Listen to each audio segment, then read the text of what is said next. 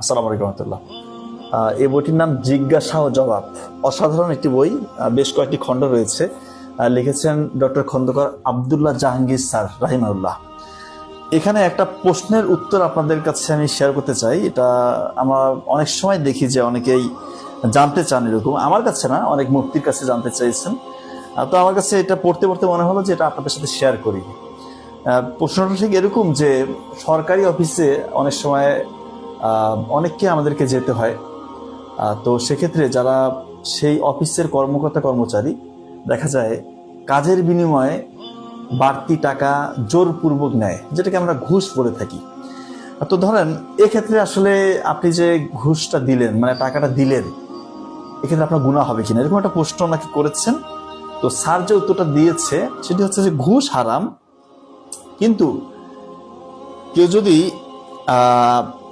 আপনার যে হক কাজ, আপনি আপনার হক কাজের জন্য সেখানে অফিসে গিয়েছেন, কিন্তু সেখানে সিস্টেমটাই এমন যে আপনি ওই টাকাটা যদি তাকে না দেন, সে আপনার কাজটা করবে না। সেক্ষেত্রে আপনি টাকাটা দিয়ে দিবেন, এটা কিন্তু ঘুষ হবে না, এটা চাঁদাবাজি। ধরেন আপনি রাস্তা দিয়ে হাঁটছেন, আপনাকে কেউ বুকে ছুরি ধরে আপনার কাছ থেকে কোনো কিছু আদায় করেছে, এটা যেমন চাঁদাবাজি, এটা ঠিক সেরকম চাঁদাবাজি। যদিও পক্ষান্তরে এটা ঘুষই বলা চলে, কিন্তু এটা আপনার হক কাজ। এটার জন্য উনি বলেছেন যে আপনি আল্লাহর কাছে তওবা করে ফেলবেন, যেহেতু টাকাটা তাকে দিতে হলো। আর উদাহরণটা উনি এরকম দিয়েছেন যে ধরেন আপনার মেয়ের বিয়ে দিয়েছেন, তো আপনাদের জামাই সে আপনাকে প্রেশার ক্রিয়েট করছে বাড়তি টাকা তাকে দেওয়ার জন্য, না দিলে আপনার মেয়েকে সে ছেড়ে দিবে, তার সংসার টিকবে না।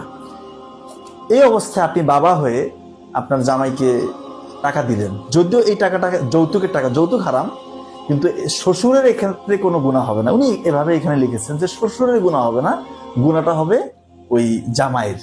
ব্যাপারটা ঠিক ওরকম। অফিসগুলোতে, সরকারি অফিস বা যে কোনো অফিসে আপনার যে হক কাজ, যেটা আপনার লাগবে, এই কাজটা খুব প্রয়োজন, এবং সিস্টেমটাও এমন যে আপনি তাদেরকে উৎকোচ বাড়তি টাকা না দিলে অফিসের কর্মকর্তা কর্মচারী কাজটা করছে না, এক্ষেত্রে আপনি টাকা দিয়েই দিবেন, আপনার গুনাহ হবে না। ওই কর্মকর্তা কর্মচারী আল্লাহ তাআলা অবশ্যই তাদেরকে বিচার তাদের হাসরের ময়দানে হবে।